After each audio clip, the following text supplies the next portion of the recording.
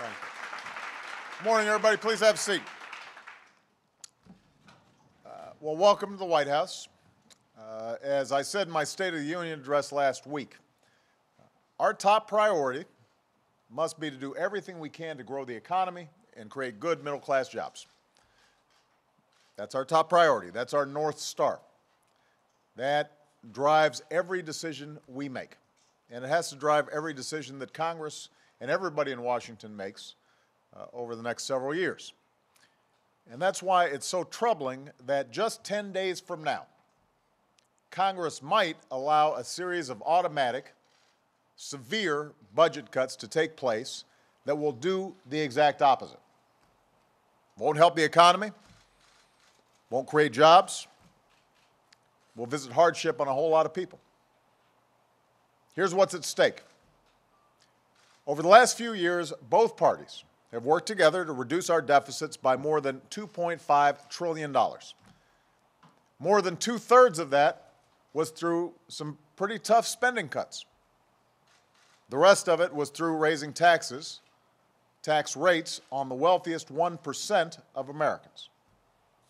And together, when you take the spending cuts and the increased tax rates on the top 1%, it puts us more than halfway towards the goal of $4 trillion in deficit reduction that economists say we need to stabilize our finances. Now, Congress, back in 2011, also passed a law saying that if both parties couldn't agree on a plan to reach that $4 trillion goal, about $1 trillion of additional arbitrary budget cuts would start to take effect this year.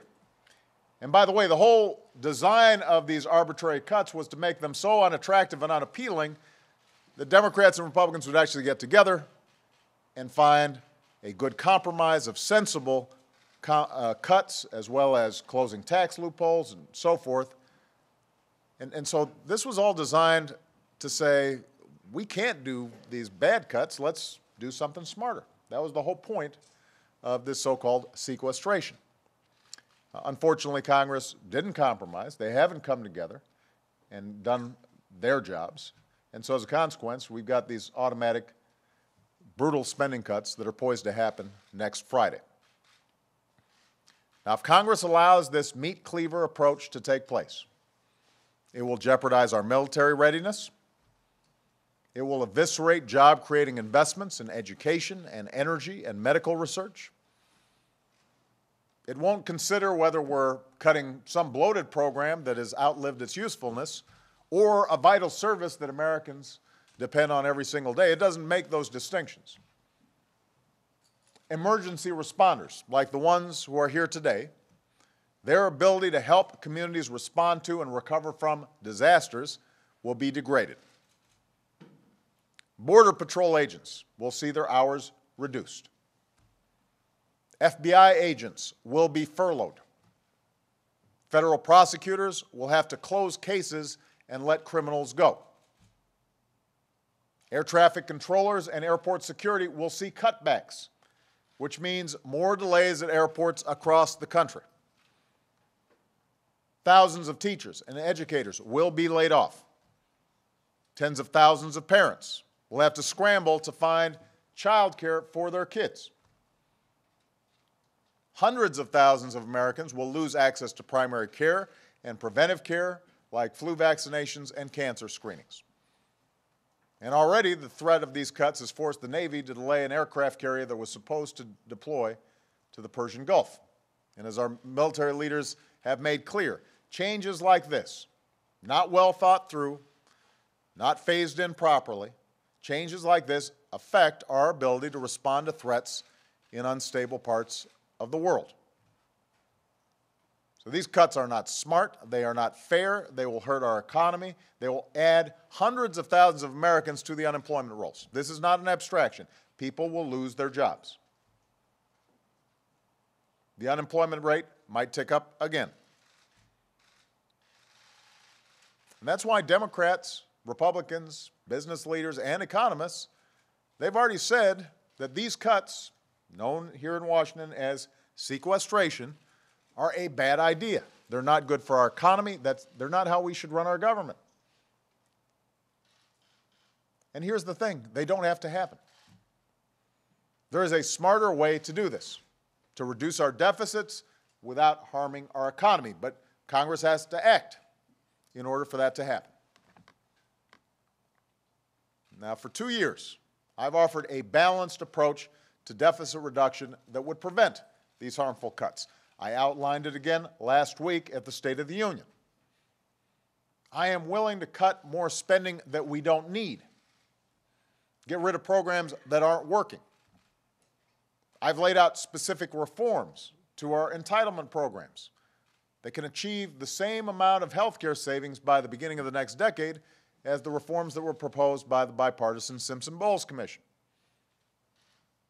I'm willing to save hundreds of billions of dollars by enacting comprehensive tax reform that gets rid of tax loopholes and deductions for the well-off and well-connected without raising tax rates. I believe such a balanced approach that combines tax reform with some additional spending reforms done in a smart, thoughtful way is the best way to finish the job of deficit reduction and avoid these cuts once and for all that could hurt our economy, slow our recovery, put people out of work. And most Americans agree with me. Now, the House and the Senate are working on budgets that I hope reflect this approach. But if they can't get such a budget agreement done by next Friday, the day these harmful cuts begin to take effect, then at minimum, Congress should pass a smaller package of spending cuts and tax reforms that would prevent these harmful cuts, not to kick the can down the road, but to give them time to work together on a plan that finishes the job of deficit reduction in a sensible way.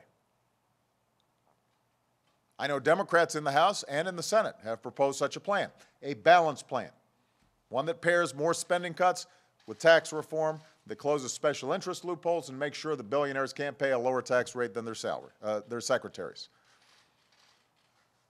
And I know that Republicans have proposed some ideas too. I have to say, though, that so far at least, the ideas that the Republicans have proposed asks nothing of the wealthiest Americans or biggest corporations. So the burden is all on first responders or seniors or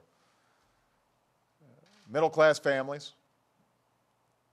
They double down, in fact, on the harsh, harmful cuts that I've outlined. They slash Medicare and investments that create good middle-class jobs. And so far, at least, what they've expressed is a preference where they'd rather have these cuts go into effect than close a single tax loophole for the wealthiest Americans. Not one. Well, that's not balanced. That'd be like Democrats saying we have to close our deficits without any spending cuts whatsoever. It's all taxes. That's not the position Democrats have taken. That's certainly not the position I've taken. It's wrong to ask the middle class to bear the full burden of deficit reduction. And that's why I will not sign a plan that harms the middle class. So now Republicans in Congress face a simple choice. Are they willing to compromise to protect vital investments in education and health care and national security and all the jobs that depend on them? Or would they rather put hundreds of thousands of jobs and our entire economy at risk just to protect a few special interest tax loopholes that benefit only the wealthiest Americans and biggest corporations? That's the choice. Are you willing to see a bunch of first responders lose their job because you want to protect some special interest tax loophole? Are you willing to have teachers laid off or kids not have access to Head Start or deeper cuts in student loan programs just because you want to protect a special tax interest loophole that the vast majority of Americans don't benefit from? That's the choice. That's the question. And this is not an abstraction. There are people whose livelihoods are at stake. There are communities that are going to be impacted in a negative way. And I know that sometimes all this squabbling in Washington seems very abstract. And in the abstract, people like the idea, there must be some spending we can cut. There must be some waste out there. There absolutely is. But this isn't the right way to do it. So my door is open. I've put tough cuts and reforms on the table. I'm willing to work with anybody to get this job done. None of us will get 100% of what we want. But nobody should want these cuts to go through, because the last thing our families can afford right now is pain imposed unnecessarily by partisan recklessness and ideological rigidity here in Washington. As I said at the State of the Union, the American people have worked too hard, too long, rebuilding from one crisis to see their elected officials cause yet another one.